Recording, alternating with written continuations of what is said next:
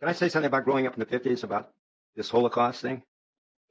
Or am I taking up too much time? No, go Maybe ahead. next. I just don't know what you're going to say. It's not anti-Semitic at all. Okay, so every Jewish kid in the 50s has the Encyclopedia Britannica in his room. Okay, and I had what was the 1953. I was born in 1950, and my dad bought the 1953 edition of the Encyclopedia Britannica. So there is a section on World War II by a famous Jewish historian at the time named Jacob Marcus. So my dad wanted me to read it, and other portions too. All right, and Jacob Marcus said that in the work camps, they weren't called concentration camps. They were called work camps to support the war effort.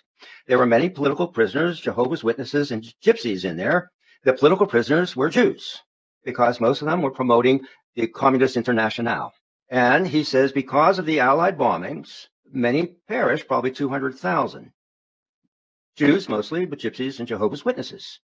We didn't hear this word 6 million. We never heard this word concentration camps. We never heard of extermination.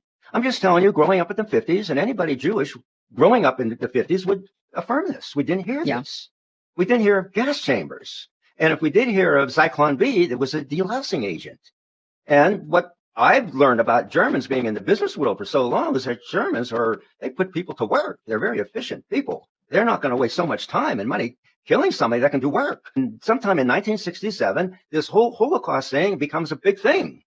All right, so we watched the Ed Sullivan Show, 8 p.m. every Sunday night. It was a family ritual. My cousins were there, my brother, my sister, my dad. This was it. Ed Sullivan with the trapeze people and the ballets and the Jewish comedians and everything. So now Ed Sullivan, hey, we have a really big show tonight, and we have a Holocaust survivor. And we don't know what that is, a Holocaust survivor who is going to do a dramatization of what it was like to suffer in the Holocaust. All right, so it was on the Ed Sullivan Show. This is considered entertainment. Okay. Yes, it was LEC. It was. I remember this so vividly. I'm like 14 at the time or 15. Now they have this makeshift cell, and there's a piece of bread in the corner. And Elie Wiesel, looking younger, is in agony, and he's holding his stomach, and he's hungry, and he's looking for the piece of bread, and there's a German shepherd. And my dad says, I'm not going to put up with this bull. The other word.